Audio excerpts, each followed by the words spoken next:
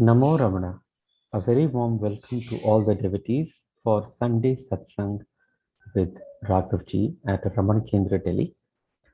I shall now request Narayanji at the shrine of Raman Kendra to initiate with puja. Narayanji. Start sir start बोल दिए नमो रखना sir start करो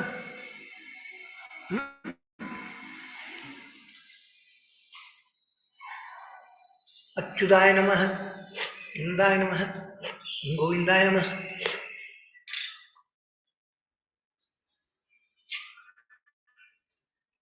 शुक्लां भरधरं विष्णुं शशिवर्णं चतुर्भुजं प्रसन्नवदनं ध्याये सर्वविघ्नोपशान्तये ओम भो ओम भुव ओम तो ओम मह ओम जन ओम तद ओम सत्यम ओम तत्सर्वण्यम भर्गो देवस्य धीमहि धियो यो न ज्योतिर्ब्रह्मस्वराम अयम मूर्त समुद्रतो विद्वंदो मानदोनो क्रंदो अयम मूर्त समुद्रतो तदेव लग्नं सदिनं तदेव तारावलं चंद्रं तदेव विद्यावलं देववलं तदेव लक्ष्मीपते ते तेंग्रं ओम भो ओम भुव ओम सुवम ओम जन ओम तव ओम सत्यम ओम तत्सर्वण्यम भर्गो देवस्य धीमहि धियो यो न प्रचोदयात् ओम ज्योतिर्ब्रह्मस्वराम मम पात्र समस्त दुर्दशत्वासी परमेश्वर पीचितम करिष्य मानुष्य कर्मणः निर्विघ्नेन वर्षाम्य तत्तम माधव विघ्नेश्वर पूजां करिष्ये पृथ्व्यां हिरण्यऋषि चूरं दत्तगोर्भ देवता पृथ्वी दिया दुर्गा लोकादेवितं विष्णुनाथरुदा त्वं सतारे मां देवी पवित्रं गुरुशासनम् आगमार्थं तु देवानां कमनार्थं तु रक्षासां खण्डारवं करं यादव देवदवानलाञ्जनम् मम पात्र समस्त दुर्ग क्षेत्रवासी परमेश्वर पिचित्तम निर्विघ्न सिद्ध्यर्थ माधव विघ्नेश्वर पूजां करिष्ये गणानां त्वा गणपतिगुं अवामे कविं कवीनामस्तत्रमं ज्येष्ठराजं ब्रह्मणां ब्रह्मणस्पद उन्मन्सुसीदसादनम् अस्मिन् हरिद्राबिम्बे महागणपतिं ध्यायामि महागणपतिम् आवाहयामि।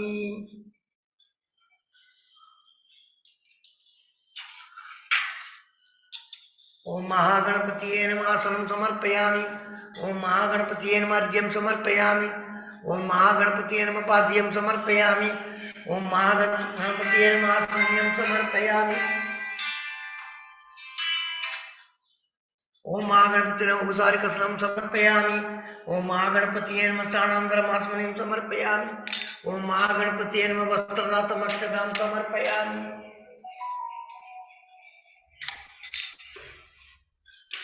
ओम महागणपतिये नमः यज्ञोपवीतार्थम् अक्षतां समर्पयामि।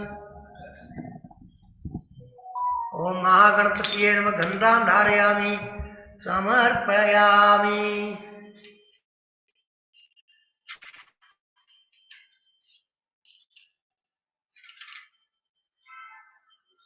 ओम महागणपतिये नमः गन्धोपरि अक्षतां समर्पयामि।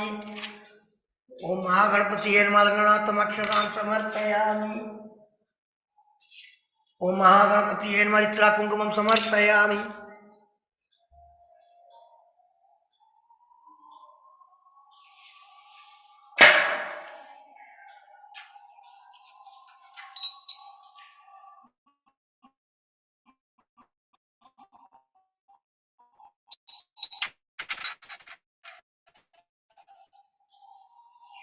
पूजयामि।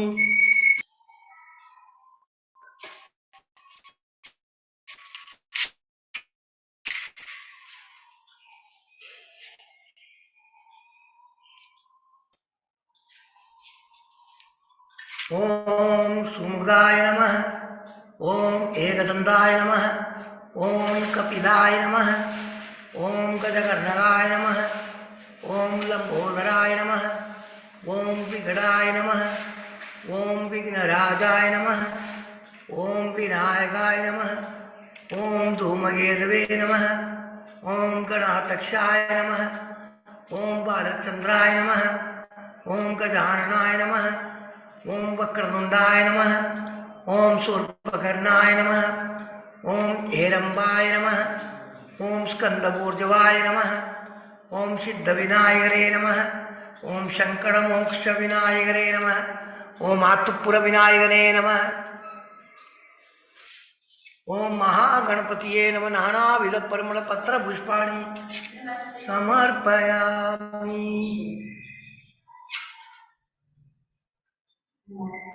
धूपार्थं समर्पयामि।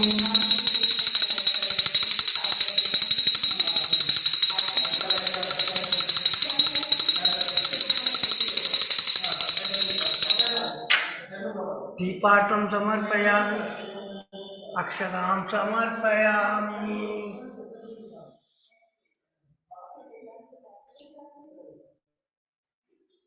ओम भूर्भुवस्सुवः तत्सवितुर्वरेण्यं भर्गो देवस्य धीमहि धियो यो न प्रचोदयात्। देवसवितुर्वरेण्यं न प्रचोदयामि हम स्वं स्वाहा। ओम प्राणाय स्वाहा। ओम अपानाय स्वाहा। ओम व्यानाय स्वाहा। ओम उदानाय स्वाहा। ओम समानाय स्वाहा। ब्रह्मणे स्वाहा। महागणपतिये नमः। महागणपतिये नमः। महागणपतिये नमः। पुरगण्डनाट्यचक्र नैवेद्यं समर्पयामि। मध्ये मध्ये पानीयं समर्पयामि। अमृतोपसां सूत्रावसं समर्पयामि। कर्पूरं समर्पयामि। नमो नमो गणेशाय नमस्ते विश्वरूपणे निर्विघ्नं कुरु मे कार्यं नमामि तं गजानन अगजाननपद्मार्कं गजाननमहर्निशम् अनेकदन्तं भक्तानाम् एकदन्तम् उपास्महे। महागणपतिये नमः। महागणपतिये नमः। महागणपतिये नमः।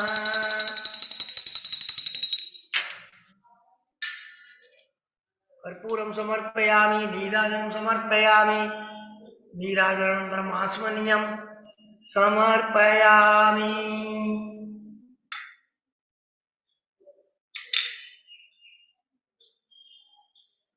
महागणपतिये नमः। महागणपतिये नमः। महागणपतिये नमः। वक्रतुण्ड महाकाय सूर्यकोटि समप्रभ निर्विघ्नं कुरु मे देव सर्वकार्येषु सर्वदा। गणपति प्रसादं शिरसा गृह्णामि।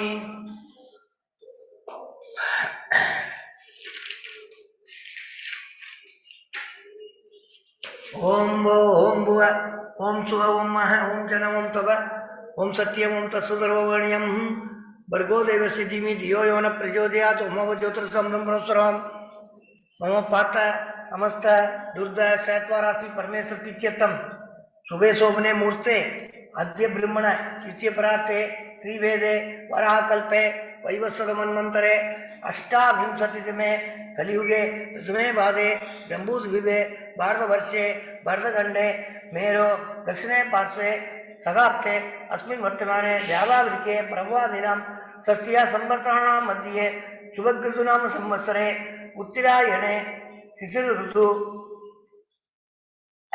मीन मासे शुक्लपक्षे पंचमी तिथियां शुभतिथो भानुवासर युक्तायां कृत्तिका नक्षत्र युक्तायां शुभ नक्षत्र शुभ योग शुभ कर्ण एवं गुण विशेषण विशिष्टायां अस्यां पंचमी तिथियां शुभतिथो मम जन्मप्रति एतच्चनपर्यन्तं मध्ये संभाविधानं सर्वेषां भावानां सत्य अभिनवनार्थं अस्माहं सहकुटुम्बानां क्षेम सद्धर्य वीर्य विजय आयुरारोग्य ऐश्वर्याणाम् अभिवृद्ध्यर्थं समस्त मंगलाभ्यर्थं समस्त दुर्दोषाभ्यर्थं रमण महर्षि प्रसादेन ज्ञान वैराग्य सिद्ध्यर्थं श्री रमण महर्षि पूजां करिष्ये। तदंगम कलश पूजां स करिष्ये।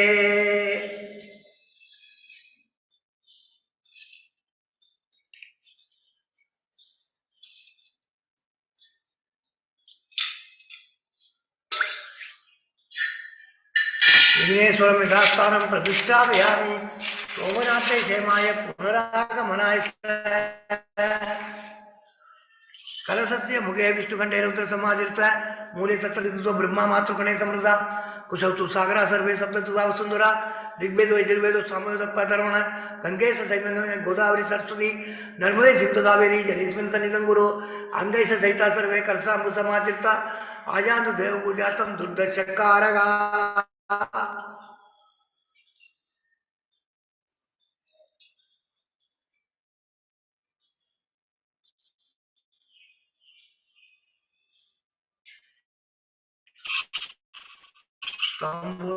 सागरोत्पन्नो विष्णु विष्णु करे पाद्यने नमोस्तुते ध्यान भवने पूजयेत् ओम सकल गुणात्मशक्तियुक्ता योग पीडात्मने नमः आधार शक्तियै नमः मूल प्रकृतियै नमः आदिवराय नमः आदि गुरुमाय नमः अनंताय नमः पृथ्व्यै नमः आदित्यादि नवग्रहदेवताभ्यो नमः दश दिग्बालेभ्यो नमः गुरुर्ब्रह्मा गुरुर्विष्णु गुरुर्देव महेश्वरा गुरु साक्षात् परब्रह्म तस्मै श्री गुरवे नमः ओम अस्य श्री प्राणपुष्टामन्दस्य ब्रह्मा विष्णु महेश्वर ऋषि ऋषि सामाधर्वाणी संधांसी सकल जगत स्थिति सम्मार्गारणी प्राणशक्ति परादेवता आम बीजम हरिम शक्ति क्रोम कीलकम प्राण प्रतिष्ठापने विनियोग आम अंगुष्ठाभ्याम नमः हरिदर्जनीभ्याम नमः क्रोम मध्यमाभ्याम नमः आम अनाभिभ्याम नमः हरिगणिष्ठिकाभ्याम नमः क्रोम कर्णपुष्ठाभ्याम नमः आम हृदयाय नमः हरिम शिरसे स्वाहा क्रोम शिगाय वसट आम कौसायम हरिम नेत्रदाय षट क्रोम अस्त्रदाय पट पूर्वस्वर दिग्बंध ध्यानम रक्तांबोधिस्त बोधोलस तरुणसोण कराब्जे पासं बोधंड मिक्षुत्व मणिगुण पंचबाणात् विप्राणसु कवलंतरेण सदापि नम सोरट्या देवी बाला गौरना बहुसुग्री प्राणशक्ति परान ओम आम हरिम क्रोम क्रोम हरिम हम यम रम लम वम सम सम्ह हंस सोहम सोहम हंस अस्यामुतो जीवतिष्ठतु अस्यामूर्तौ सर्वेन्द्रियाणि वाङ्मनस्सोत्र जीव्या प्राणवाक् पाणिवाग वायुपुस्तानि या कस्ति स्वस्थं दृष्टन्तु स्वाहा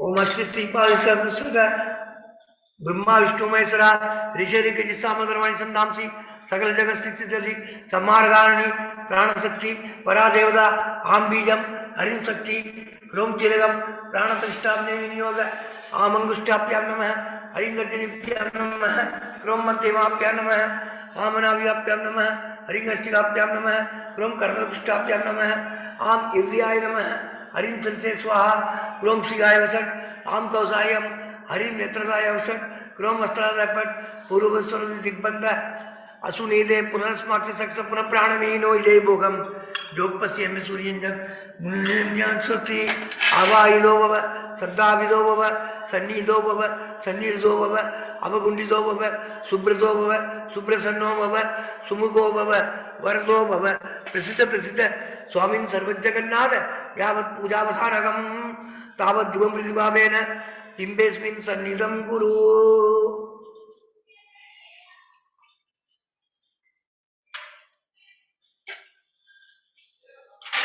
कुशेलाय कुबेराय कुशेलाय कुबेराय सूर्यमंडल पौलसी पुत्रपाल लक्ष्मी प्रसिमान प्रिय ईश्वरा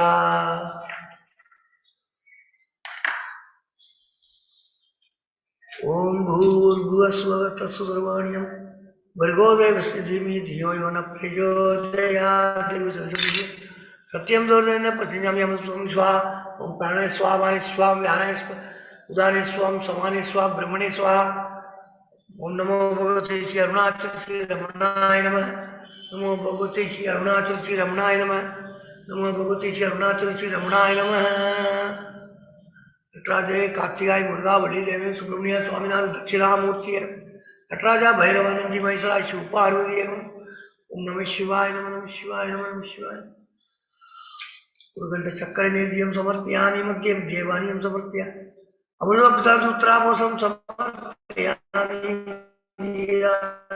समर्पयामि नीराजनं ब्रह्मास्मनीयं समर्पयामि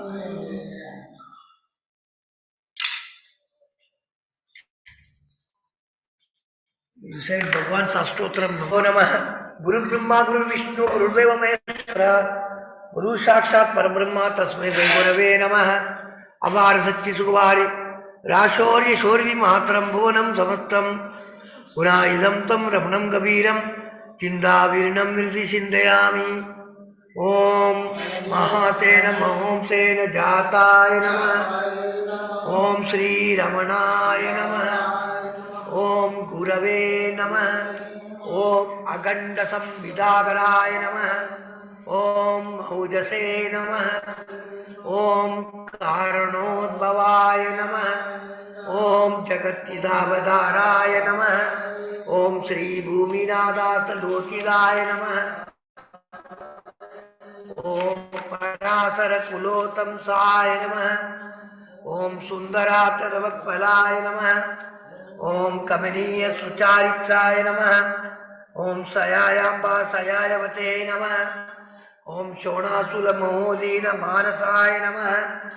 ओम स्वर्णस्तगाय नमः। ओम श्रीमद्वादशांत महास्तरे लप्त विद्योदयाय नमः। ओम महाशक्ति निवादेन प्रबुद्धाय नमः। ओम परमार्थ विदे नमः। ओम दिव्यराय नमः। ओम पितृप्रधान वेशने नमः। ओम इंदुमौलिना पितृमदे नमः। ओम पितुरादेस्त सोणशैलम प्राप्ताय नमः। ओम तपोमयाय नमः। ओम उदासीनाय नमः। ओम महायोगिने नमः। ओम महोत्साहाय नमः। ओम कुशाग्रदिये नमः। ओम शांत संकल्प संभरवाय नमः। ओम सुसुंदरसे नमः। ओम सवित्रे नमः। ओम स्थिराय नमः। ओम तपस्वीर सर्वंगाय नमः। ओम मुल्लाभूज विलोचनाय नमः। ओम चंद्रिका सुदास श्री मंडिलानिन मंडलाय नमः। ओम सूदवाक्यां समासीनाय नमः। ओम सूर्यदात्र विप्रमाय नमः। ओम वेद वेदांत तत्वज्ञाय नमः। ओम चिन्मुत्रणे नमः। ओम त्रिगुणाधिगाय नमः। ओम विरूपाक्ष गुहावासाय नमः। ओम विराजत सलाकृतिये नमः। ओम उत्तिप्त नयनाय नमः। ओम पूर्णाय नमः। ओम रसिदातांडवाय नमः। ओम गंभीराय नमः। ओम परमाचार्याय नमः। ओम सुब्रसन्याय नमः। ओम अभयप्रदाय नमः। ओम दक्षिणासीनिवाय नमः। ओम धीराय नमः। ओम दक्षिणाभिमुखाय नमः। ओम स्वराजे नमः। ओम महर्षिये नमः। ओम भगवते नमः। ओम ईक्याय नमः। ओम भूम विद्या विशारदाय नमः। ओम विमलाय नमः। ओम दीर्घदर्शने नमः। ओम आप्ताय नमः। ओम हृदय नमः। ओम सत्यत्रुसे नमः। ओम सत्याय नमः। ओम प्रसादाय नमः। ओम अमित विक्रमाय नमः। ओम सुकुमाराय नमः। ओम सदानंदाय नमः। ओम मृदुवासिने नमः। ओम दयार्णवाय नमः। ओम श्री सोणासुर गिरुद्भूत स्कंदाश्रम निकेतनाय नमः। ओम सद्दर्शनोपदेष्टरे नमः। ओम सद्भक्त वृंद परिप्लुताय नमः। ओम गणेश मुनिलिंगेन सेवितां कृसरोरुदाय नमः। ओम गीतोपदेश सारादि ग्रंथसं चिन्ह संशयाय नमः। ओम वर्णासर मुदादीदाय नमः। ओम रसज्ञाय नमः। ओम सौम्याय नमः। ओम आत्मवदे नमः। ओम सर्वावनिमंस्थाना महाराख्याय नमः। ओम सर्वसद्गुणिरे नमः। ओम आत्मारामाय नमः। ओम महाभागाय नमः। ओम मातृमुक्ति विदायकाय नमः। ओम विनदाय नमः। ओम विनुदाय नमः। ओम विप्राय नमः। ओम मुनीन्द्राय नमः। ओम भावोज्वलाय नमः। ओम दर्शनादक सम्मारणे नमः। ओम मौनेन स्वात्मबोधकाय नमः। ओम विरचादिकर्षानित्याय नमः। ओम स्मरणाद्बन्धमोचकाय नमः। ओम अंधस्मिरचण्डांशवे नमः। ओम संसारान्वतारकाय नमः। ओम सोणाधिष्ठुते नमः। ओम आर्तविद्याप्रकाशकाय नमः। ओम अभिच्युत निजप्रज्ञाय नमः। ओम नैसर्गिक महातपसे नमः। ओम कमंडलुतराय नमः। ओम सुब्रगोविनवसनाय नमः। ओम गुहाय नमः। ओम दंडवाणीय नमः। ओम कृपापूर्णाय नमः। ओम पवरोग पिशक्पराय नमः। ओम स्कंदाय नमः। ओम देवतमाय नमः। ओम अमर्त्याय नमः। ओम सेनानीय नमः। ओम पुरुषोत्तमाय नमः। ओम नमो भगवते श्री अरुणाचल श्री रमणाय नमः। ओम नमो भगवते श्री अरुणाचल श्री रमणाय नमः। नमो भगवते श्री अरुणाचल श्री रमणाय नमः। ओम नमः शिवाय नमः। ओम नमः शिवाय नमः। ओम शिवाय नमः। ओम शिवाय नमः। Let us all recite Upadesa Saram.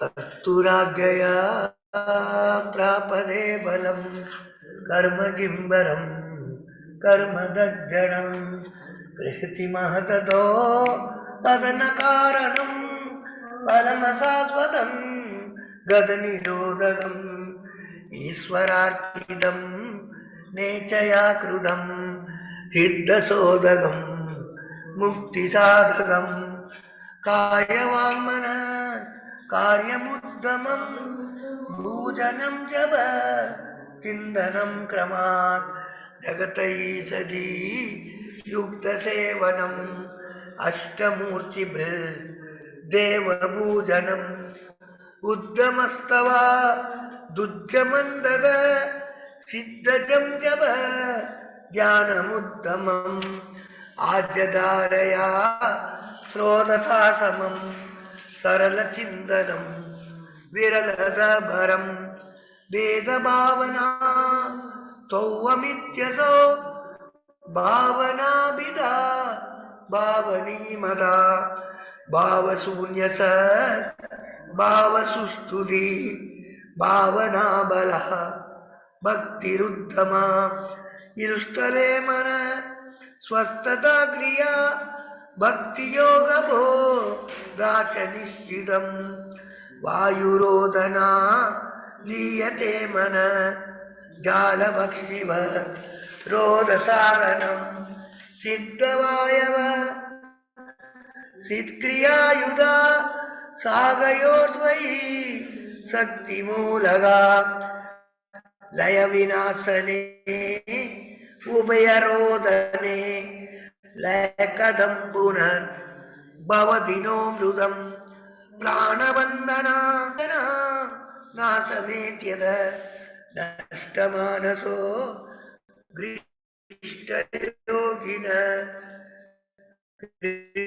कृत्यमस्ति स्वस्तिदं यद दृश्यवारिदं सिद्धमात्मन दर्शनं मानसं दुगिं मार्गणे हृदे नैव मानसं मार्गार्जवा वृद्धयस्त्वहं वृद्धिमाश्रिता वृद्धयो मनो विद्यां मन अहमयं कुतो भवति चिनवद ऐपदत्यहं निजविचारणम् अहमिनाशवा अहमहं दया स्फुरधीरस्वयं परमपूर्णसत् इदमहं पदा अविक्यमन्महम् अहमिलीनके अप्यल्य सत्यया विक्रयेन्द्रिय प्राणतीतम नामसे कथ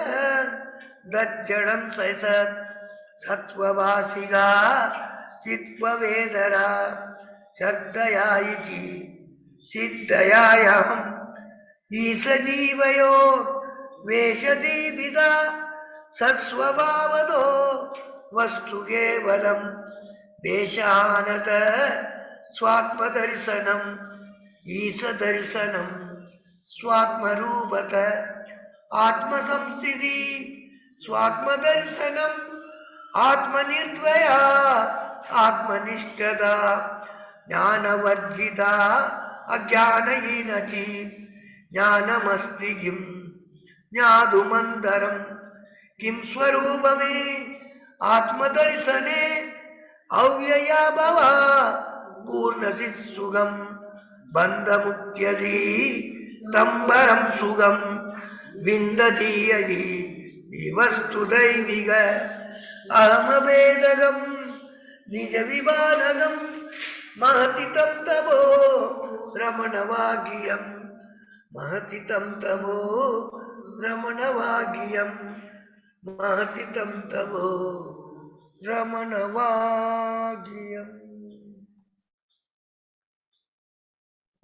नाथ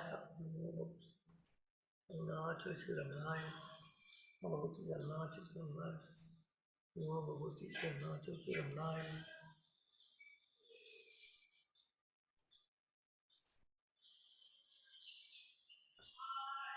Namo Ramana.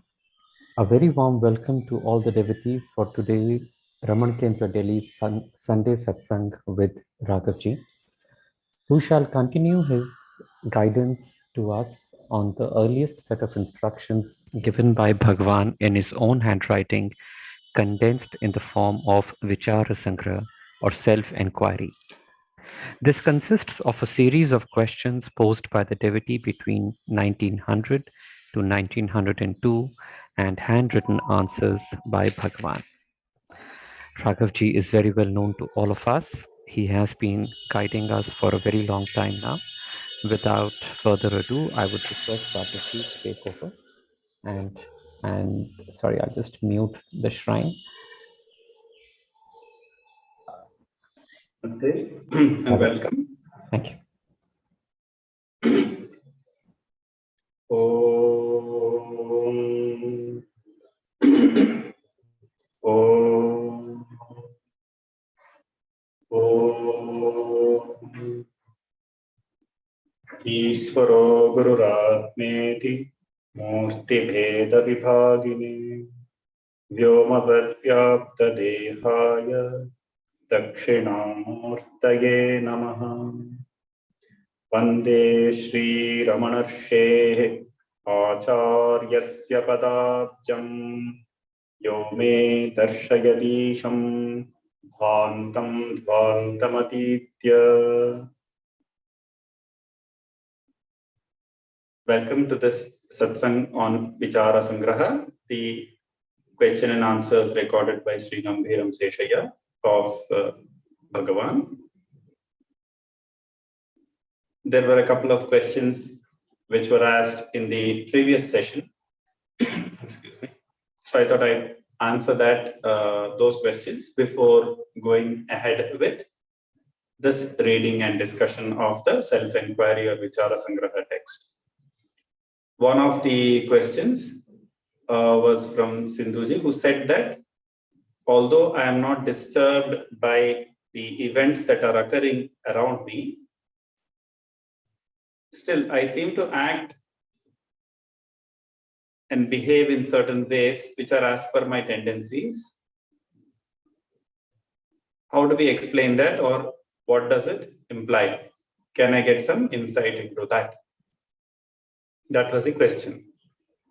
From the question, it is evident that we may not be entirely comfortable with our response and behavior.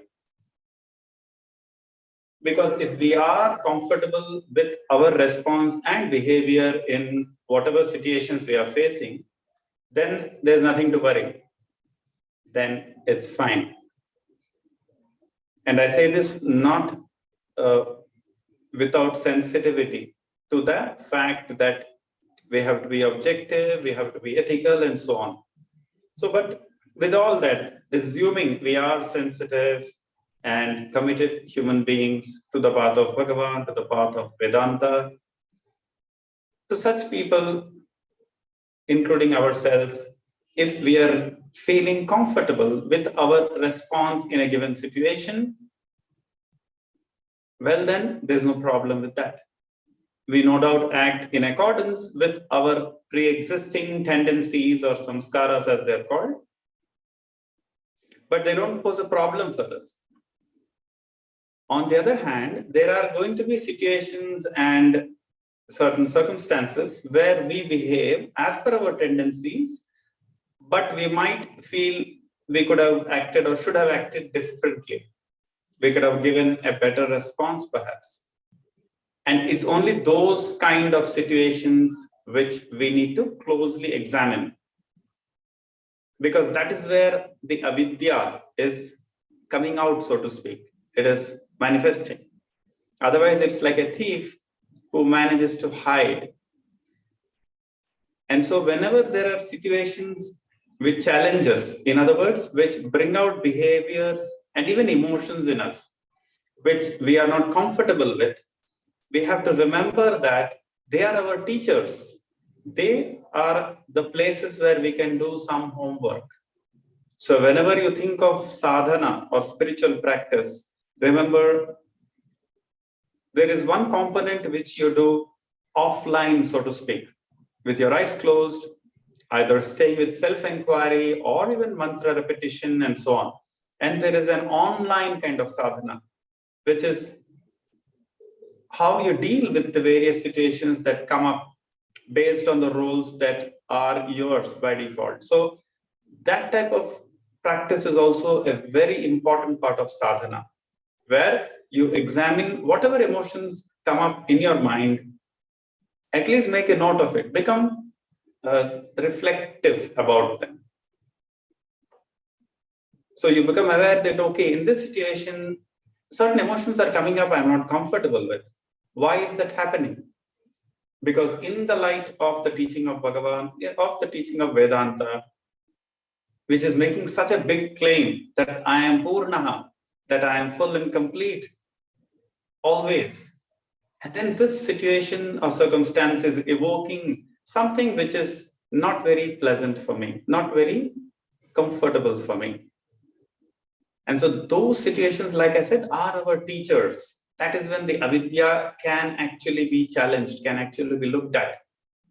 By the very understanding of avidya, avidya goes away. So by the very understanding that, okay, here I am giving an unaware full response. I am giving a response which is not based on what I truly feel about truth, about myself, about all the Vedantic understanding or the teaching of Bhagavan. So I am not behaving in accordance with that. If I'm able to see that, that's a great achievement in itself. Most people do not have that level of objectivity, that honesty to say, okay, there are these areas where I can work on myself. One doesn't even have to necessarily buy into what others say. Let us just examine for ourselves and then see if I can bring in the teaching of Bhagavan in whatever way in that particular situation. Primarily, that involves two things. One, recognize that in any situation, there are two components. One, Ishvara Srishti, things you cannot change, the weather or the temperature around, the personalities of the people around, they have their own individuality, their own agency. So you cannot totally change them. So that is all Ishvara Srishti, the creation of the ordainer, as Bhagavan uses the word, who makes things the way they are. And then there is Jiva Srishti, which is my own overlay on that situation, my own subjective superimposition. So that is where I can do my homework. Am I dealing only with Ishvara Srishti? If I am, that's very good. Then there is no more worries there. So whenever you are in touch with what is, you are objective and you are in line with Ishvara, in line with Bhagavan, in line with the truth. There's no need to worry about your behavior in those situations because you're dealing with things as they are. But then more often than not, I am dealing with things as I see them, not with things as they are. So that is where we need to focus and bring in the light of discrimination, light of discernment, to see that, okay, in these distressing situations, there is some Ishvara Srishti, let's say the challenge from outside, but there is also a Jiva Srishti. My own mind is creating, amplifying all these distressing emotions. So that mix of Jiva Srishti, Ishvara Srishti is going to be there in any situation. And so we need to separate them out, discern. Then we can deal with Ishvara Srishti. Ishvara Srishti is not always goody-goody. It's going to be challenging. Life is complicated. It is harsh.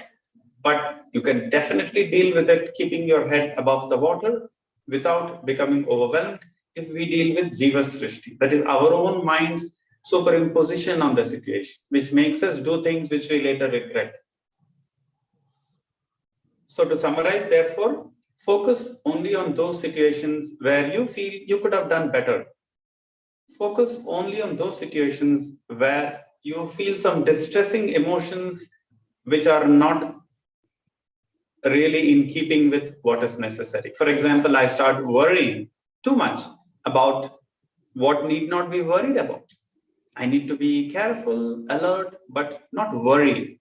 And so whenever there is worry, any kind of neurotic, repetitive emotional pattern, when I waste all my energy in creating these kind of emotions and dwelling and reveling in those negative emotions, so that's where I have to bring in this discernment. I need to deal with only Ishvara Srishti. I need not add my Jiva Srishti, my own additional component to it, and complicate the matter. So like I said, Ishvara Srishti itself is not always goody-goody, but it can be dealt with. It is never something that is beyond your tolerance.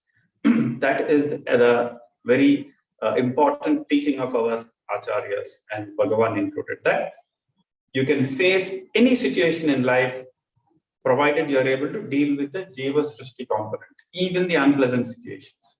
So that's where all this sadhana comes in, the applied, so to speak, part of sadhana. The sadhana which you do in life as you live it. And so all the self-inquiry or the mantra repetition you do will help you develop that discernment, will help you become more objective about your life. That's why it is such a holistic sadhana. It's not in one compartment, I practice meditation for hours together, and then all the emotions are left as they are. So that kind of dissociation is not really in line with holistic sadhana. So if I'm able to meditate well, automatically you will find I would like to bring in that meditative spirit in my life all the way through, in all situations. And so that's where the second component of sadhana, the applied or dynamic part of sadhana, comes in.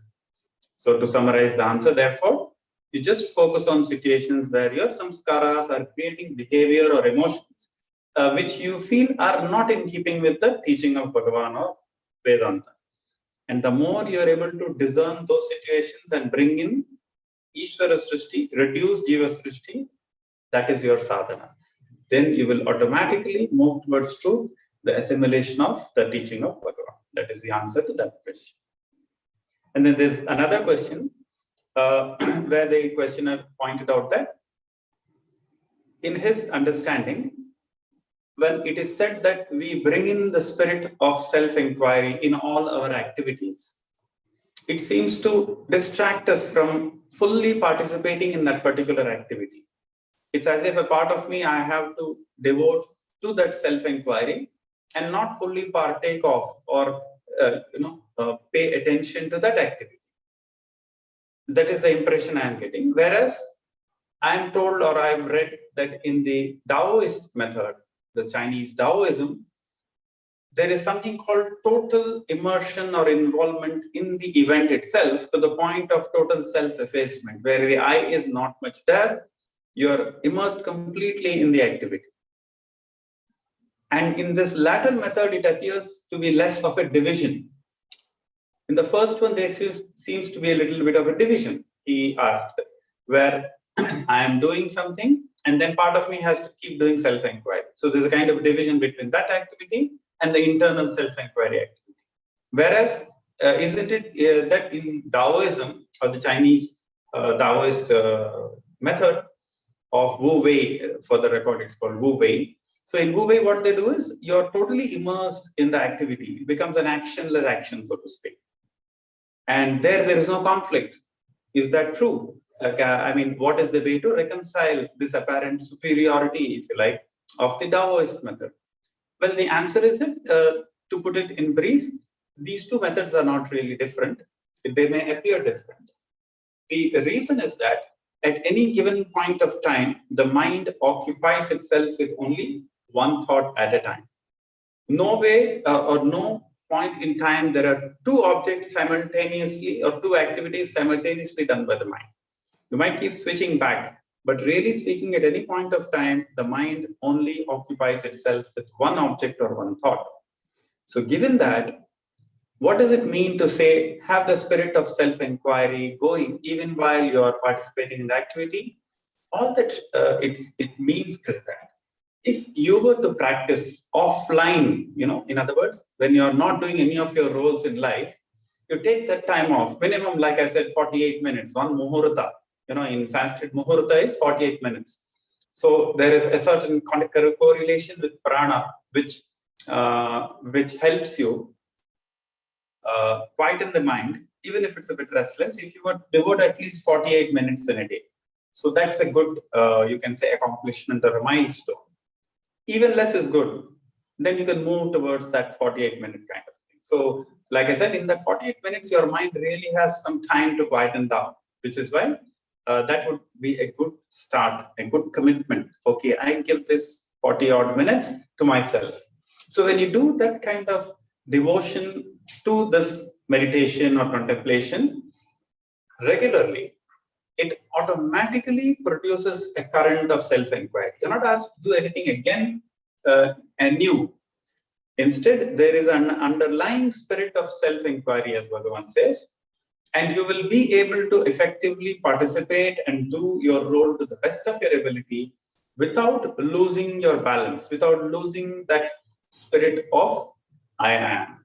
So it's not something that you're asked to again do there and sort of divert yourself and split yourself into two. One part of you does self-inquiry, one part of you is doing some action, the role or responsibility, not that way.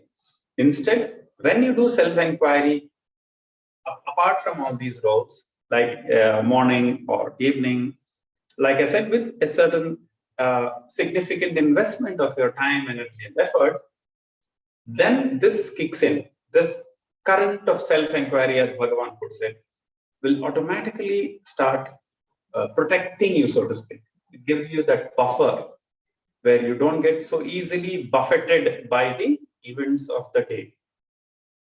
There are many reasons, but Bhagavan just gives the method. He knows it works. And if you want to know one level why this is the way it happens, well, it's because the mind, all said and done, is a kind of material, a subtle material.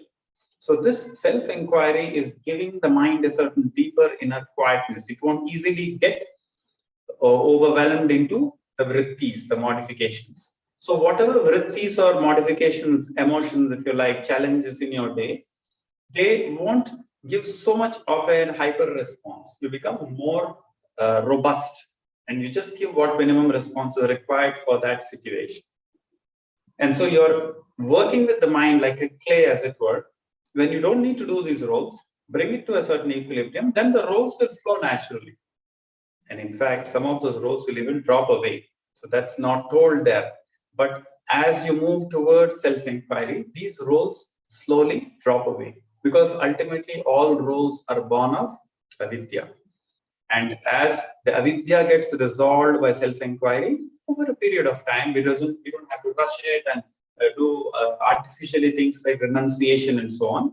But automatically, the roles in some mysterious way of Bhagavan or of Ishvara, these roles come down. But that's to get ahead of the story. So even when you do those roles, therefore, this spirit of self-inquiry, like a current, like a vritti, will keep continuing to flow as an undercurrent. If you feel it's not there, nil desperandum, keep up your practice, and it's something that's going to occur. Having said that, there is also a need. When you feel overwhelmed with that situation, then you have to, of course, consciously bring in the self, consciously bring in your practice too. So if a person is able to easily practice actionless action, go away, okay, well and good. That's what self-inquiry is all about. Having said that, in practice, we cannot all get there. This word actionless action seems to be a nice slogan, but it's very difficult to, or very subtle to really say, I'm there. And so in many situations, we need to consciously bring in this current of self-inquiry as well. It's for our own good, because we are not giving the proper response there. And like I said, in answer to the first question, if I'm giving responses born of my ragadveshas, born of my subjectivity, then I need to pull back. So that's perfectly correct. We don't have to go on with the ragadveshas saying, okay, let the ragadveshas be there, I go along. Not necessary. Because raga and dvesha inherently, meaning likes and dislikes, which are very strong likes and dislikes, they inherently are taking you away from the truth. They inherently are opposed to what is really there. So it's like I see a rope on the floor, my dvesha for snakes manifests there. I think there's a snake, and I start running for a stick and get panicky. Well, that shows I need to pull back there. Maybe I need to switch on the light there. So why I say all this is because actionless action is an ideal. It's an affirmation. And self-inquiry and this actionless action are the same thing. You practice self-inquiry offline, automatically this actionless action comes in. And last but not the least, many times when we get caught up in the emotions, we have to definitely consciously bring in the spirit of self-inquiry or spirit of Bhagavan, recollecting Bhagavan. All of that, is the same thing coming up in different ways. You might find it easier to first just have recollectedness of Bhagavan himself as a personality. Or if you are a devotee of any particular form of Ishvara like Krishna or someone, then have the recollectedness of that particular form. So that's, you're trying to pull back from getting carried away by the Raga Dvesha. So even that is very helpful. And then if you are comfortable with the direct spirit of self-inquiry, well, all that means is you do not allow the thoughts to totally overwhelm you. The thoughts have their own logic, their own flow, if you like. Your subjectivity is obstructing that. It's a bit like saying that if I eat food, if I put food in the mouth, there's a natural intelligence which will make the food digest. Even so, the mind has its own natural intelligence. But if I am tensed and I am overeating or eating in an improper way, then I am disturbing the digestion. Even so with the mind. The mind has its own flow of dealing with the life situations that you have. As long as you don't bring in your own subjectivity, the mind will have its own beautiful way of responding as well.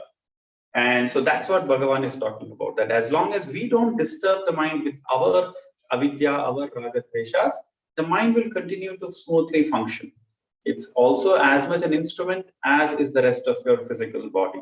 So that is the spirit in which Bhagavan says, if you practice self-inquiry for an hour or two in the morning, to author Osborne, he answers that, if I'm not mistaken, in Ramana Maharshi Path of Self-Knowledge, that if you practice for an hour or two, then throughout the day, that current of self-inquiry will continue. That's the consequence of that.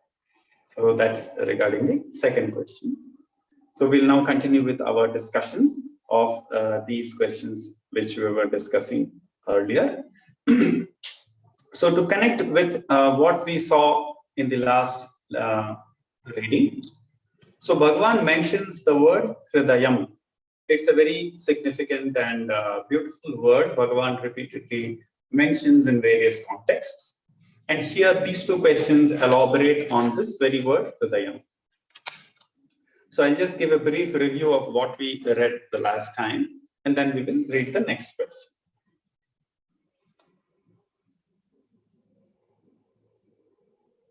All that appear outside, this is question number 8. Okay, I'm reading the last few lines of the answer given to question number 8. Bhagavan says, all that appears outside are in reality inside and not outside.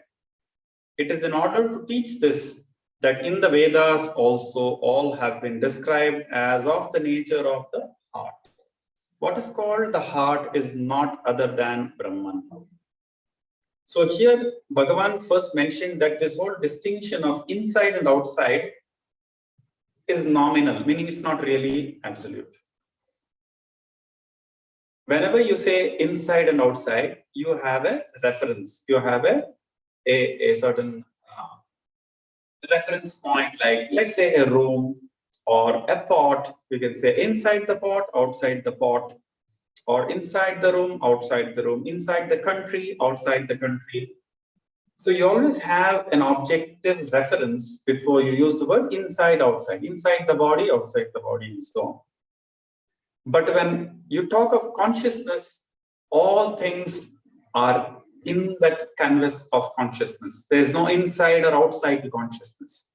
Both inside and outside are within consciousness, if you like.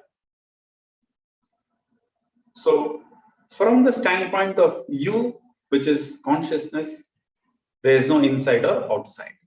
All spatial differentiation is only nominal. It's not really there. If that seems abstract, think of your experience of a dream. That's the example Bhagavan often gives. In a dream, when you're experiencing the dream, no doubt it appears that you have a body and there are people outside of you. But then you know, when you wake up or in the light of the knowledge of what a dream is about, you do understand that that entire dream universe was in awareness. In awareness, it came up and in awareness that dream existed, and when you wake up into awareness, that has gone. Those objects are all projected from that same awareness. You can say that awareness manifesting through the mind. So awareness plus mind projects this three-dimensional dream universe for you. All inside and outside in the dream universe are all within consciousness alone. So in that spirit, therefore, even what you're experiencing now, all that you call inside and outside are all within consciousness, which is the underlying substratum or basis. That is why, in order to better appreciate this very idea, apart from giving the example of the dream, the more we are able to get that little space with respect to the mind, the more this comes alive. This truth that space is in consciousness. Consciousness is not in space, it's not in the body. Instead, the body is in consciousness. All that you call space is in consciousness. There is no separation between an object and consciousness. You can talk of separation of the Andromeda galaxy, which is 2.2 million light years away. That is very far. Then there's a sun, which is just 8 light minutes away, which is relatively close. So there's a difference or separation between these two celestial objects.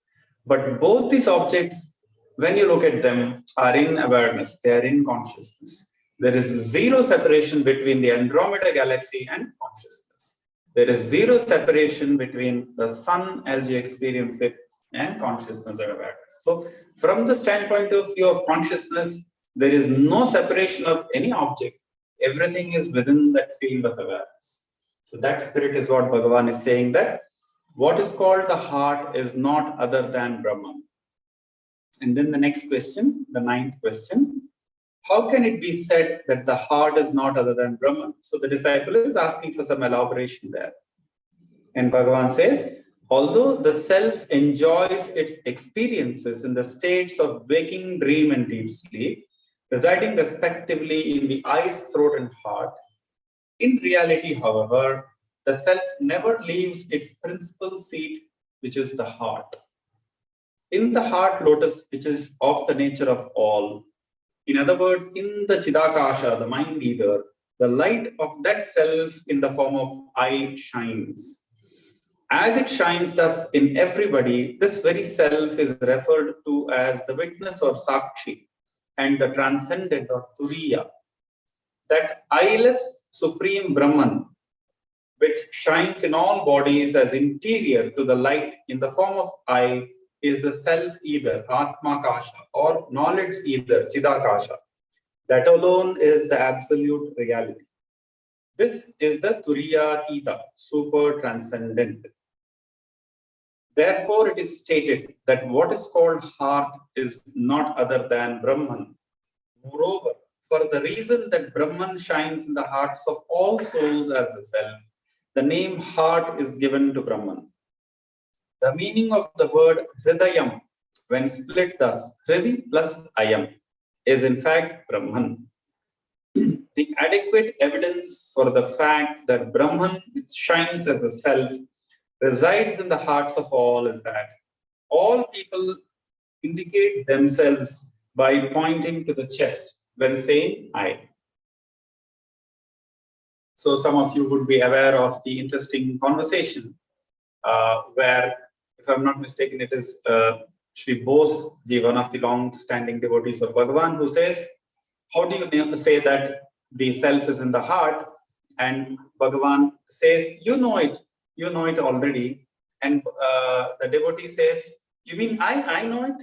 I know that the self is in the heart. He points to the right side of the chest with his finger. And Bhagavan catches him there and says, there you go. You actually pointed out to that location unwittingly, unconsciously. You already know it, but you're not aware that you are having that knowledge, that the self, with respect to the physical body, is given the locus as the right side of the heart. Madhye Vamana Masinam, says the Kathopanishad. That in the center of the body, this self is evident. So, while the self is all pervading as consciousness, when it manifests in the physical body, provisionally, this centering is given for the self. It is the first reflection, if you like, of the self in the physical world. If you think of a bowl containing water, that bowl containing water can reflect the sun, which is this huge body of light. Now, the reflection of the sun falls at one point in that bowl of water. And then the ripples start, as if taking away that light, that little reflected sun. They split it apart, right? So a bowl of water, the sun initially reflected at one point when the bowl of water is still. And then if the ripples of water start on that bowl of water, that sun becomes manifold. And it appears that these ripples are taking away that light of the sun along with them, along with these waves, as it were, that reflected sun is becoming fragmented. Again, if the water is still, you again come back to that same still reflected sun, like a point or like a small ball reflected in that water. The same thing happens in our mind as well. In deep sleep, that reflected self is available, resolved. It becomes very clear. It is established in its own swarupa. Swam apiti iti swapiti, says the Chandogya Upanishad. You attain to your own self in deep sleep. You don't know it. So that's why you don't get Brahmajnana by just sleeping. Otherwise, you actually enter the world of Brahman every day in deep sleep, says the Chandogya Upanishad. And so Bhagavan says that very experience or avastha of deep sleep is when the self is again, the mind is again one with the self. And in waking, that self which was evident in deep sleep as the heart center, then is also manifest in the throat and the forehead or eyes. So we can say eyes, or generally in the brain, sometimes it's called like that. So here Bhagavan uses the word eyes, because eyes are the primary source of sense perception in the waking state. It gives you that sense of immediacy, that sense of location. And so in deep sleep, therefore, Bhagavan says that the self is evident in the heart, in dream in the throat, and in the waking in the eyes. But really it never leaves the heart center. It's always there. But the waves, the ripples from the self, as it were, activate the rest of the system called the jiva, and he experiences the dream and the waking. And so this very idea Bhagavan expresses, saying that Brahman shines in the hearts of all as the self, therefore it's known as heart. Just by the way, the word heart in English is derived from the Sanskrit word hrit. Hrit in Sanskrit, through the Latin and Greek connection, becomes heart in English. Okay, many words in English and they are derived from Sanskrit. So hrit is becoming heart in English. And Bhagavan goes on to say that the word hridayam is also used for heart. So the hridayam is split as hridi plus ayam. Again, Bhagavan, people say that Bhagavan didn't study the scriptures, but it all was there. He was a sarvajna in that sense, because so much of access to knowledge was there from the other lives or by access to Arunachala, whatever it be. So Bhagavan is exactly telling what is there in the Chandogya Upanishad.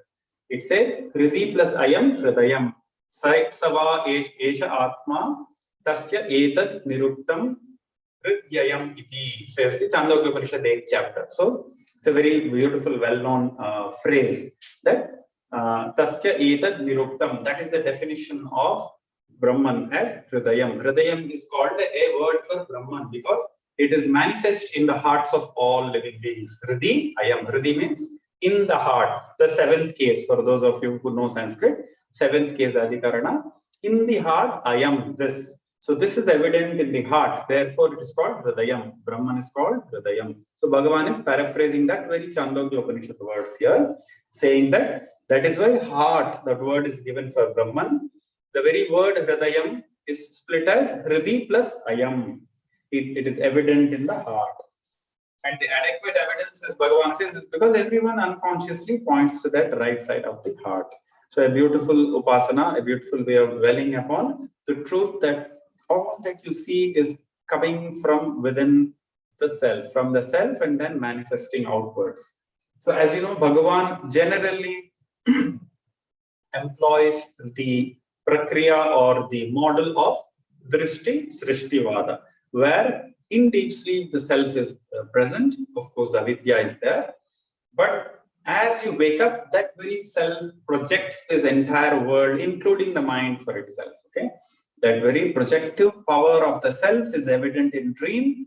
In dream also, the self alone, consciousness alone projects a 3D world for itself. Then in waking also, that self alone projects the whole world. So in this model, therefore, we don't try to say that there are other people, you are one person, that there is a world out there, there is a God, and so on. All of this is collapsed into the self in deep sleep. And like a projector, it all comes up and projects this world. This is the model used. Remember, however, that in this model, we are not saying we imagine the world. No. The mind itself, whatever you are calling as mind right now with all its vasana, samskaras, and so on, is part of the projection. The mind, as you experience in the waking state, the waking mind doesn't have the capacity to imagine this world out there. It is part of the imagination. Just as in the dream, you have a dream body, but the dream mind and dream body do not have the capacity to create the dream. It's the waker who creates the dream. Even so, you should not think that we are imagining this world. We are not imagining the world. Instead, both you and the world are both coming from the self. So that is the teaching that Bhagavan gives here. How is all this useful for me? Well, it is useful because when you recognize that, look, in deep sleep, none of these objects are there and I'm happy. So very important to focus, all this abstraction. What is the practical, if you like, use of it? It is helpful to constantly dwell on the fact that in deep sleep, there are no family, no friends, no money, no wealth, nothing. And yet I am at peace. I am at leisure. I am with myself. A point that can never be lost. It never can be reiterated enough. And so that is the key or cue that you can be happy without anything at all apart from yourself. The self itself is a source of all happiness. So that is a kind of insight or a certain cue. You can get that cue. Bhagavan in many contexts refers to that in deep sleep you are happy. You should have been worried. Everyone should feel afraid to go to deep sleep. On the other hand, everyone looks forward to sleeping. We all love to catch a little nap, be it even a power nap. And so that is the sign that, look, is the self that is a source of all quietude, all happiness. And deep sleep is a living, experienced example of that. It's not a theory. You and I experience deep sleep every day. That itself is an indication, very clear indication, that I don't need anything else apart from the self to be happy. For sure, I do my roles. Doesn't mean that I run away or do something, illogical or stupid. But one has to be with this knowledge, this conviction that all happiness is from the self alone. These objects, beyond a point, do not have the capacity to really disturb me. No doubt they will influence the mind. But if the buddhi, your innermost conviction, is strong that I am that self, then the situations will no doubt create some challenges, but you will never be overwhelmed with any situation. This recollectedness of Bhagavan and his teaching ensures, protects us. So deep sleep experience is therefore a very valuable manana to keep us centered on this truth that the self is the source of all freedom, all happiness, is untouched by anything that is happening. It is never lost entirely, even when you are doing those roles. So that is what Bhagavan says, that it never leaves its principal seat, the heart. So even now, really, if you slow down the thinking of the mind, if you just take that little deep breath and take a step back, you still have access to that very freedom that is evident in deep sleep. So that's the saving grace. It's not that, oh, I have to sleep in order to get that happiness. Even now, I have that capacity. I need to tap into it, but I have that capacity to create that space with respect to the mind, the roles I play, and discover that freedom from the distress of any given situation. And the more we are able to discover that, the more we will handle that situation better. That's the beauty here. Sadhana doesn't remain in one compartment. Instead, this sadhana will help us face any situation so much more beautifully, so much more with courage. Like a warrior in a battlefield, it may not be a pleasant situation, but he will fight that battle with all the strength. He will not wallow in some self-pity, oh, why me, and so on. He fights it with courage, keeping recollectedness of the truth of Bhagavan and this truth of the self, which Bhagavan teaches here. So we will now read the next question here. If the entire universe is of the form of mind, then does it not follow that the universe is an illusion? If that be the case, why is the creation of the universe mentioned in the Vedas? So the question is saying that, well, if everything is illusion, this world, why does the Veda talk so much about creation and all the Acharya scriptures, they're talking about that? Surely there's some meaning in all of that. And Bhagavan answers, there is no doubt whatsoever that the universe is the merest illusion. The principal purport of the Veda is to make known the true Brahman after showing the apparent universe to be false. It is for this purpose that the Vedas admit the creation of the world and not for any other reason. Moreover, for the less qualified persons is taught,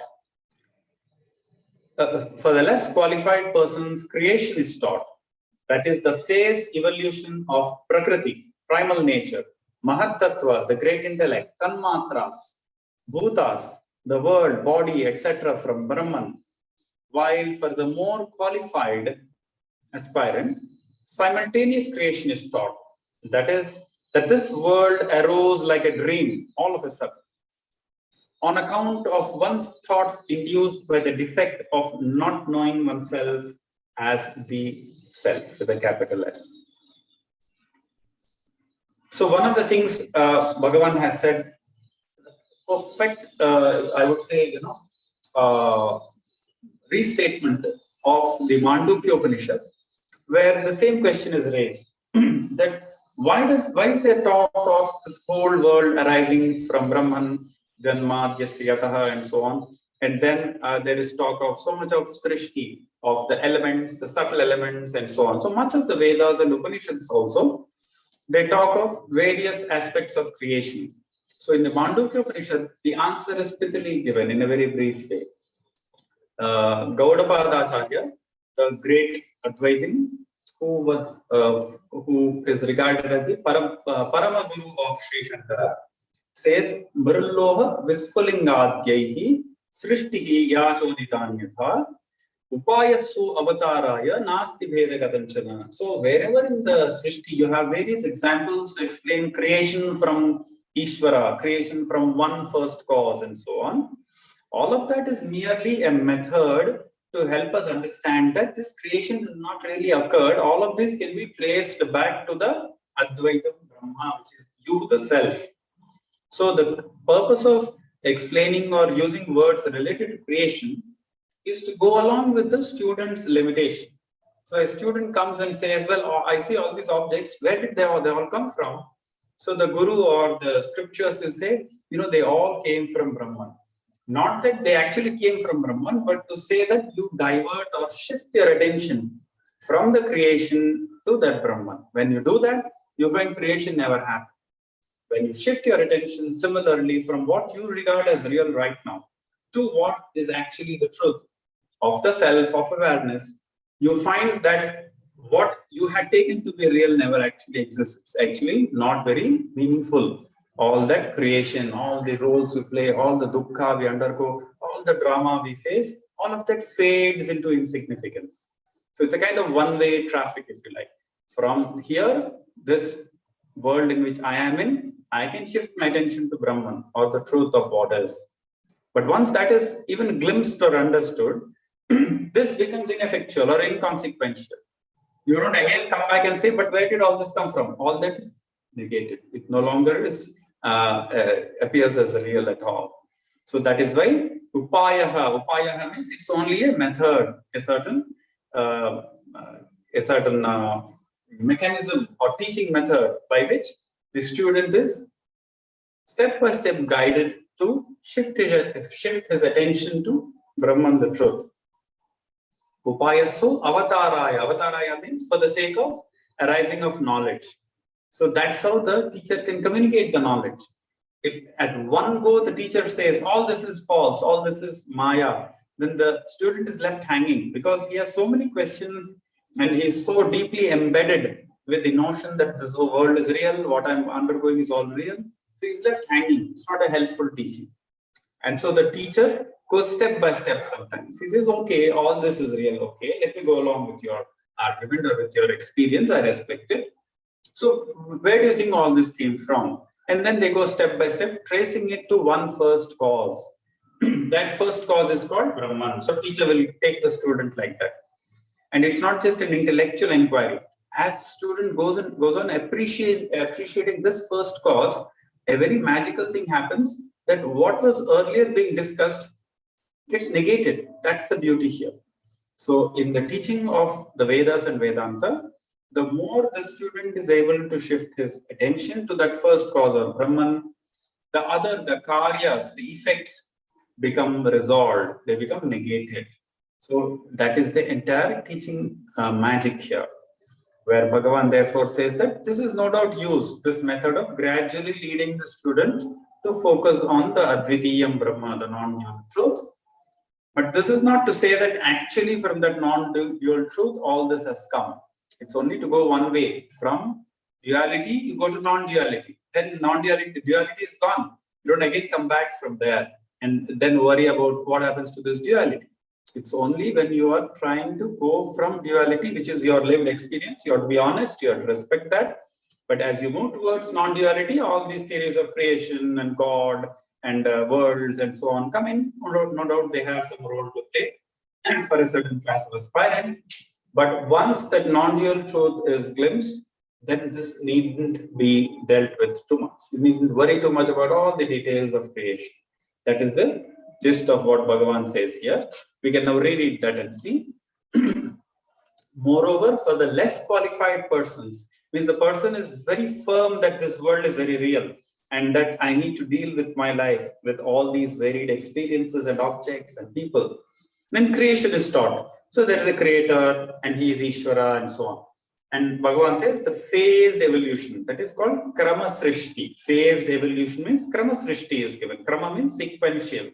So there's a sequence of creation. From that first cause, you first had the subtle elements, or to be more precise, first you have that nature, Prakriti, then Mahatattva, which is the cosmic intellect, the great intellect. Then you have Tanmatras, these subtle elements. So the traditional model of creation is different from the current very physical model of creation called the Big Bang. Okay? And the traditional model is definitely more appropriate because it is able to capture your lived experience. Excuse me. Your lived experience of your mind, your senses, your power of perception. All of this is captured in the traditional model. Whereas the modern scientific model only deals with physical objects. It cannot explain the magic of perception, the magic of seeing color, forms, and hearing and enjoying music. None of that is really explainable. This is known as qualia, these things which you experience in directly, like the vivid color red, for example. Well, no scientific theory can tell you your experience of the color red. It will only say there is some light frequency, it is striking the retina, all that is fine.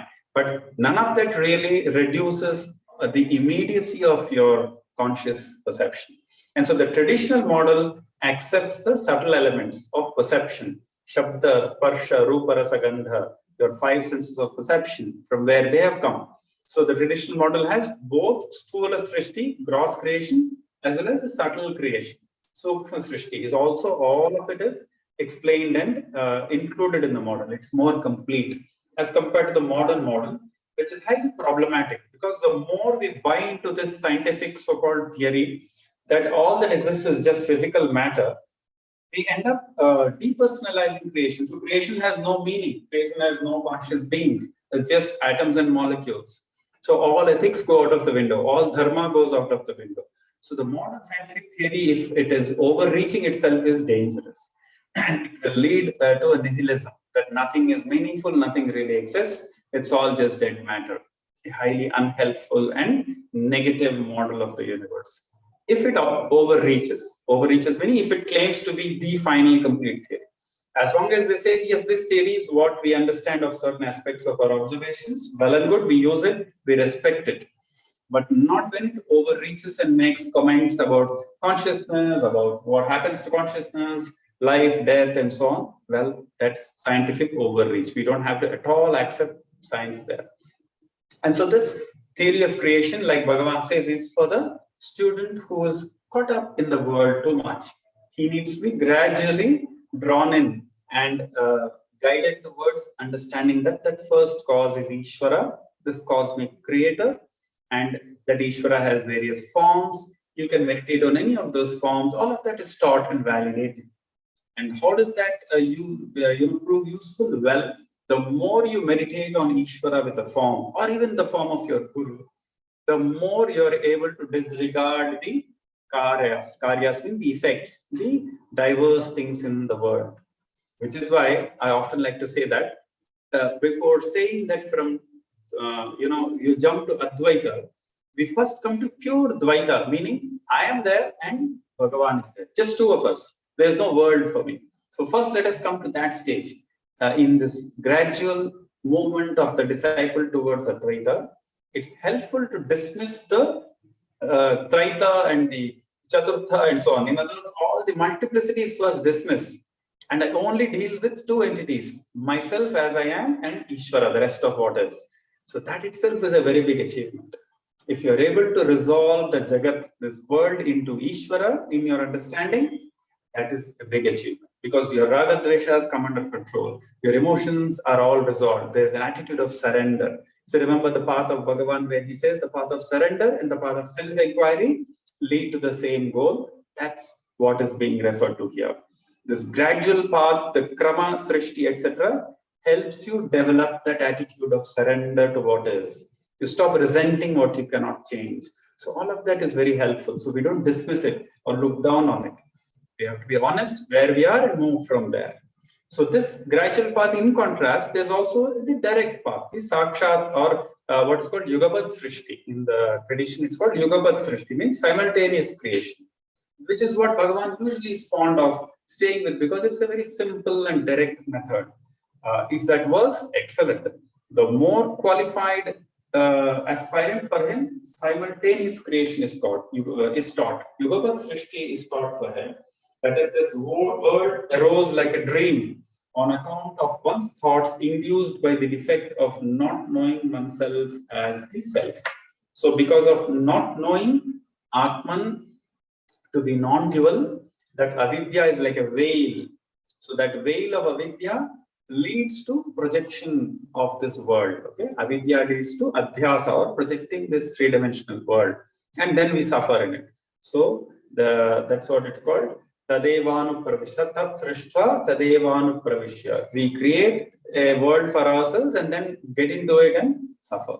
So that is the defect of avidya, the defect of not knowing oneself as the non-dual reality, the self with a capital S.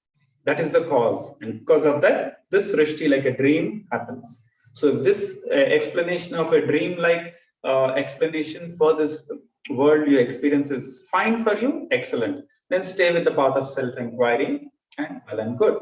On the other hand, if you do recognize and acknowledge and get buffeted and affected by all these people around and this very threatening world out there, we need to make it more friendly to ourselves. We need to bring in Ishvara, resolve the Jagat as a manifestation of Ishvara, the conscious being, who is the creator of all this.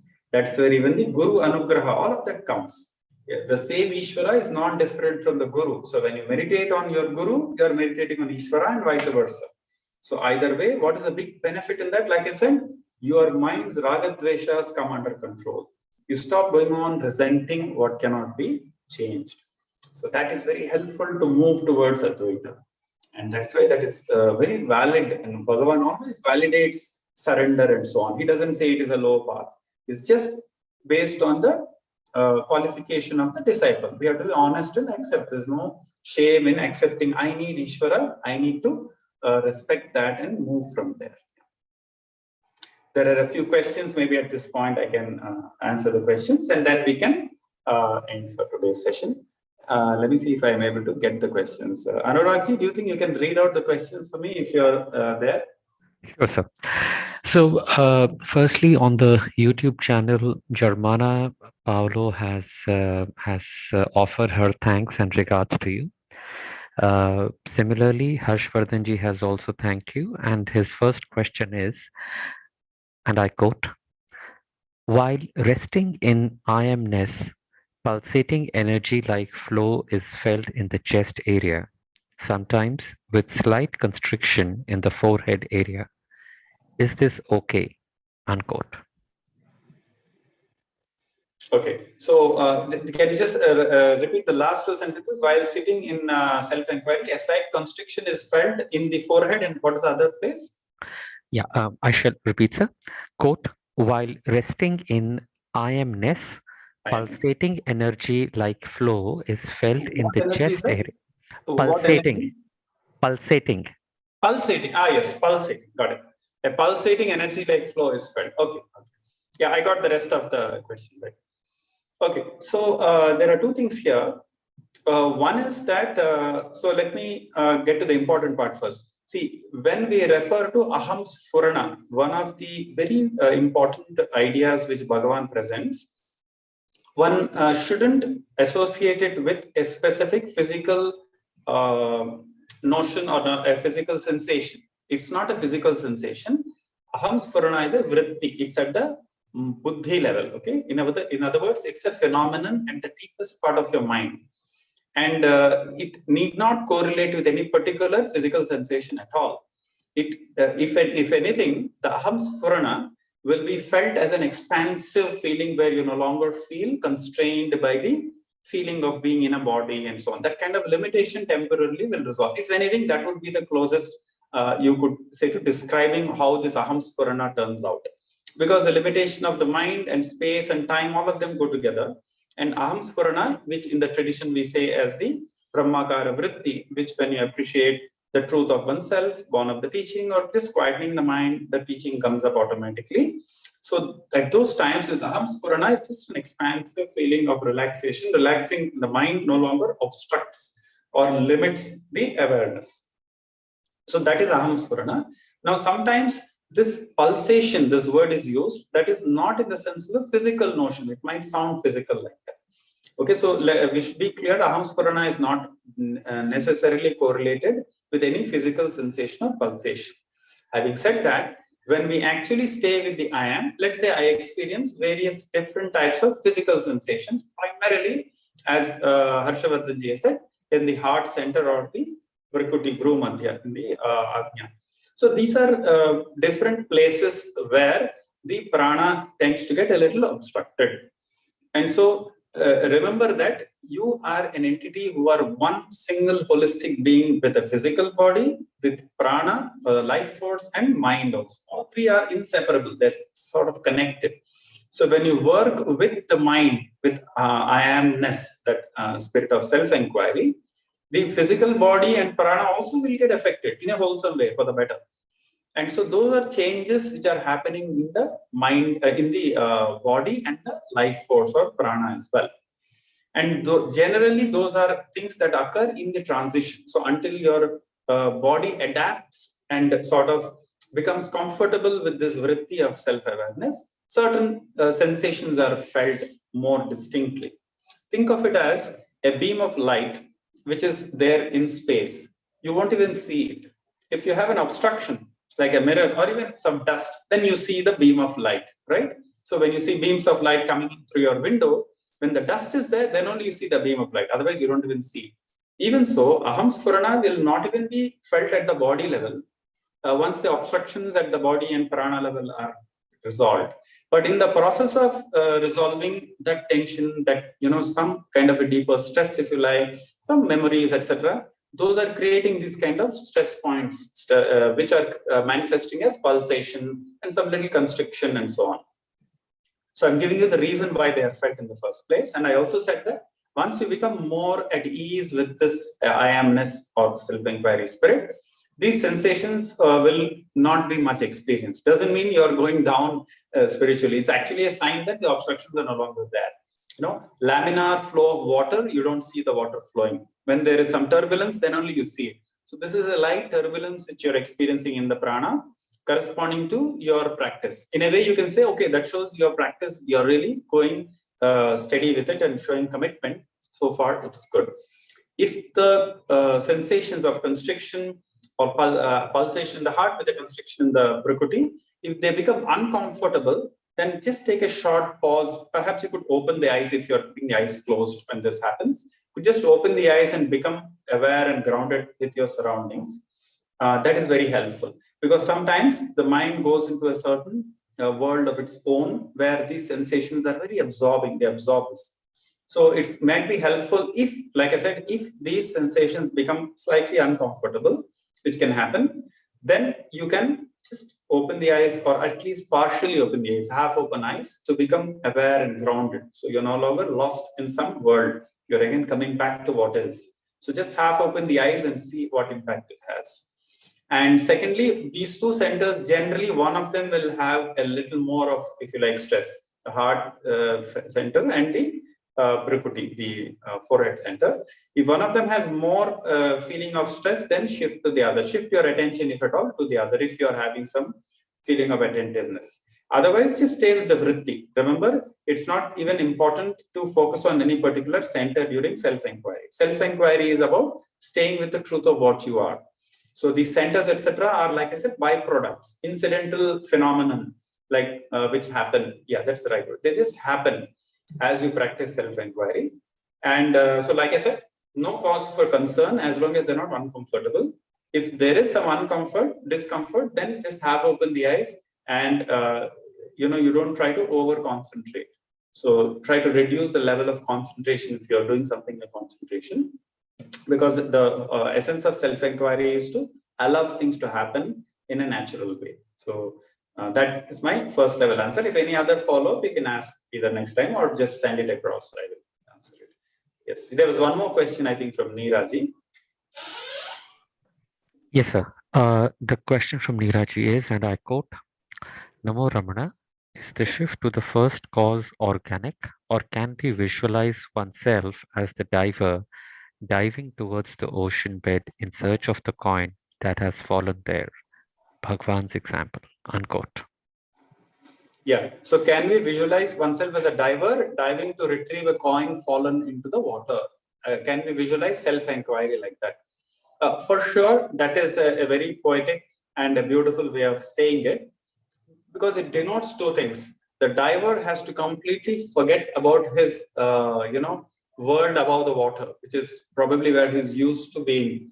And he has to completely ignore that and plunge in. He cannot keep one part of his body above the surface of the water and one deep inside. It doesn't work like that. So the idea of diving, etc., implies that you temporarily completely disregard your other engagements and pursuits and so on. Because the reason is that as long as a part of us is continually occupied with these other pursuits, it is difficult to acquire depth initially. So initially, therefore, you're not asked to do things like walking meditation, running meditation, or you don't multitask self-inquiry. That can be left for later, and like I said, it's more a natural occurrence. Let it occur when it occurs. But for now, you sincerely take time and energy and investment for yourself, specifically create a place, a context to practice the self-inquiry. Completely disregard all that is the rest of your life, roles, memories, thoughts. So at least consciously, you don't try to reconcile and bring in all of that. Some of the thoughts come, well and good, then you deal with them. But you don't consciously try to think of anything other than what you have set yourself to do. So that's the idea of the diver diving within. And like the coin there is, of course, that initially it might seem a bit challenging because we're not used to doing nothing. What Bhagavan says, Summa ira. It's not something that comes naturally, be still. And so therefore it takes a certain amount of cajoling the mind. So Bhagavan usually says, use some tactful effort, not blunt force effort. So if you cajole the mind into quietening down, you find that an amazing happiness and peace, which you never knew was there, wells up. Okay, so you have to try and touch that point in your meditation, where, if not daily, at least once in a day, where you are able to find that little glimpse of peace and happiness without doing anything, without any particular cause. This is a causeless happiness. People use the word choiceless awareness. So we can say causeless happiness is what you're glimpsing or tapping into. And so this diver, when he gets into the, reaches that coin, that shiny thing, it's a reward. So initially, to keep going, to feel motivated, we have to pray to Bhagavan that we are able to get that little depth beyond just fighting with our thoughts and trying to control the mind. We get that glimpse of peace and happiness, which is unconditional. So remember, it's not another anubhava or experience, it's just what you always are, really. So we're not trying to look for any magical sound and light effects. You're just looking for a nice peace and happiness, unconditional. Okay? That's the big thing, that it's not caused by any object or any situation or anything from the outside. It's just you. It's just you. You are the meaning of the word happiness. So you're trying to see the truth of that statement, that you are the meaning of that word happiness. That diving within is what is leading to that point. So if there are no more questions, we will end today, and we will go with Akshara Malai and end with the Shanti Mantra and continue our discussion the next session.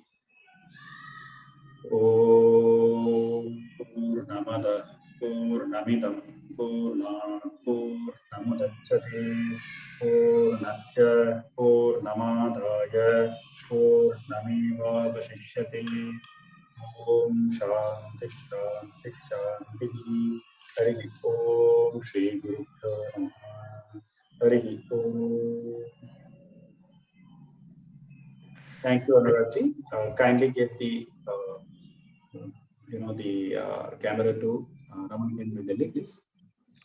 Raghavji, thank you so much for your session. We shall meet again next month, as always, 4th Sunday of the month. Thank you, sir. Namo Ramana. Now I shall request Narayanji to continue with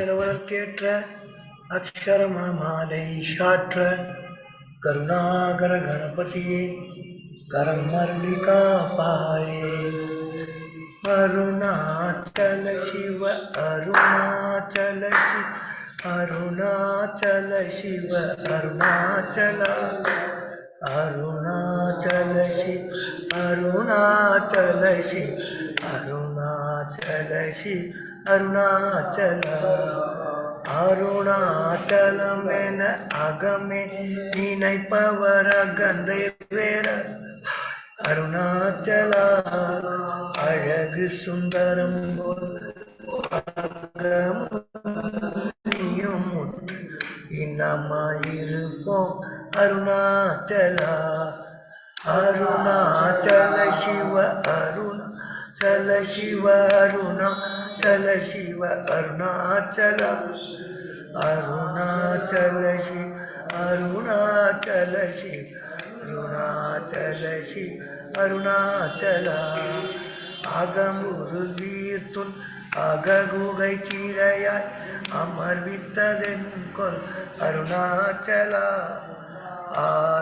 Arukayanai Andanai Katiru Ilam Paritirum Arunachala Arunachala Shiva Arunachala Shiva Arunachala Shiva Arunachala Arunachala Shiva Arunachala Shiva Arunachala Shiva Arunachala Ippazhitappunai Eninai Pittai Iniyar Viduvam Arunachala Indridum Mannai Terizarul Purivoi Iduvo Unadarul Arunachala Arunachala Shiva Arunachala Shiva Arunachala Shiva Arunachala Shiva Arunachala Shiva Arunachala Shiva Arunachala Shiva உன்னையே மாற்றி ஓடாதுள்ளத்தின் மேல் உறுதியாயிருப்பாய் அருணாச்சலம். ஊர் சுற்று உளம்பி உன்னை கண்டு அடங்கி உன்னழகை காட்டருணாச்சலா. அருணாச்சல சிவ அருணாச்சல சிவ அருணாச்சல சிவ அருணாச்சலா. அருணாச்சல சிவ அருணாச்சல சிவ அருணாச்சல சிவ அருணாச்சலா.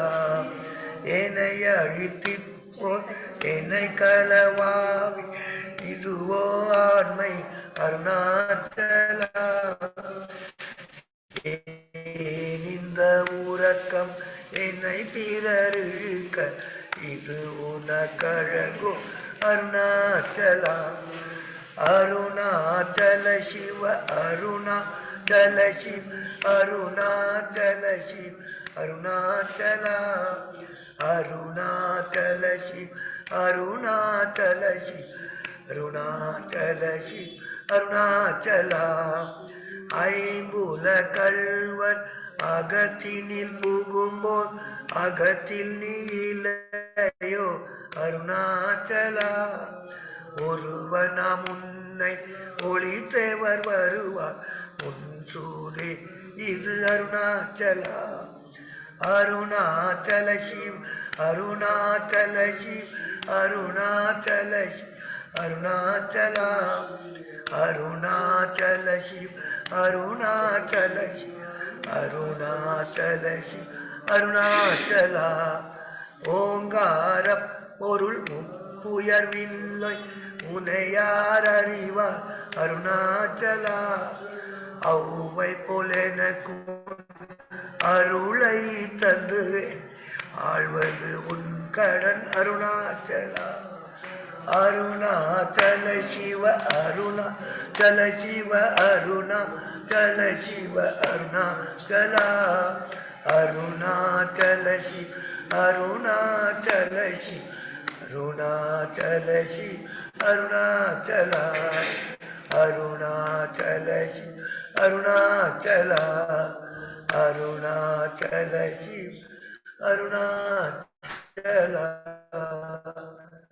அருணாச்சலம் வாழி அன்பர்களும் வாழி அக்ஷரமண மாலை வாழி. ஓம் நமோ பகவதி ஸ்ரீ அருணாச்சல ஸ்ரீ ரமணாய. ஓம் நமோ பகவதி ஸ்ரீ அருணாச்சல ஸ்ரீ ரமணாய நம. ஓம் நமோ பகவதி ஸ்ரீ அருணாச்சல ஸ்ரீ ரமணாய நம.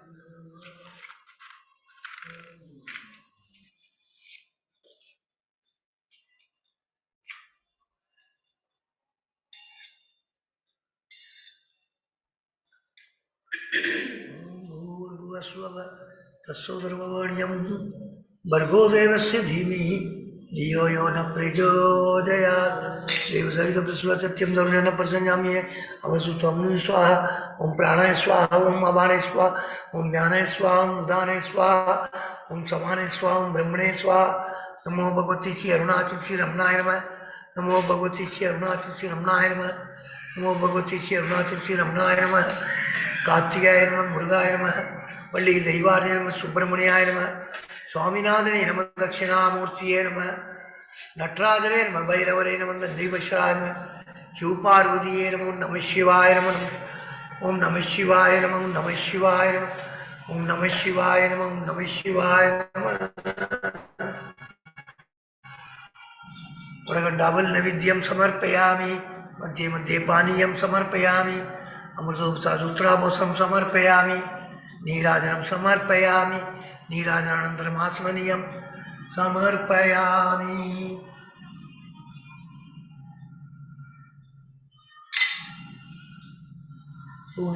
समायुक्तं नागवल्ली तलयोर्धं कर्पूर्ण सूर्ण संयुक्तं प्रयुक्तं कर्पूर नीराजनं श्री रमण महर्षि की समर्पयामि.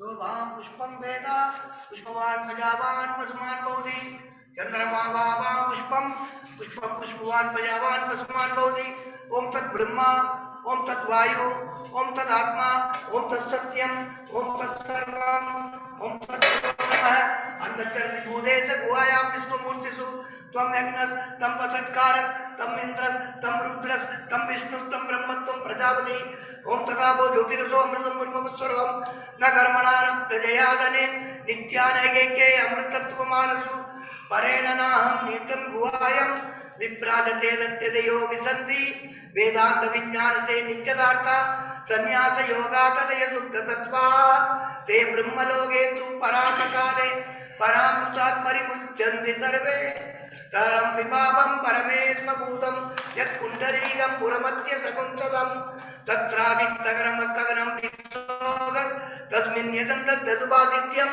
यो वेदादौ स्वर प्रोक्तो वेदान्तस्य प्रतिष्ठितः तस्य प्रकृतिलीनस्य परतमहेश्वरः मंत्रपुष्पं रमणमहर्षिक्यं मंत्रपुष्पं कात्याय मुरुगावल्ली दैवानिक्यं मंत्रपुष्पं नटराजनिक्यं मंत्रपुष्पं उपार्वतिक्यं समर्पयामि ओम तत्सर्वब्रह्मार्पणमस्तु हरि ओम हरि ओम हरि ओम यानि यानि संपावानि जन्माकर्षितानि च तानि तानि विनश्यन्ति तदर्चनं पदे पदे